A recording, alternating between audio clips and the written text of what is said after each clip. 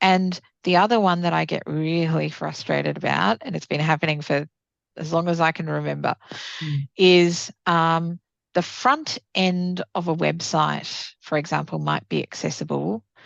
A good example of this is when I was a CEO, I often had to sign funding agreements, Mm. and I often with government departments whose responsibility was to people with disability, that people with disability were the reason they existed. And it would so often be the case that they would say to me, "Oh, yes, here's the funding agreement." And it would be an inaccessible PDF.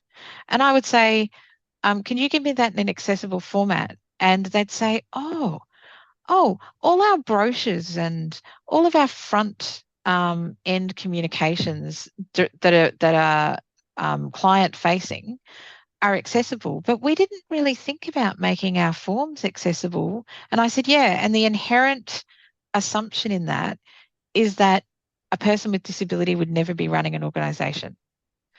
And that's why, Yes. that's a real problem, because it just makes me sit there and go, okay, you've really never even thought that I would have that capacity, or that anybody else would have that capacity.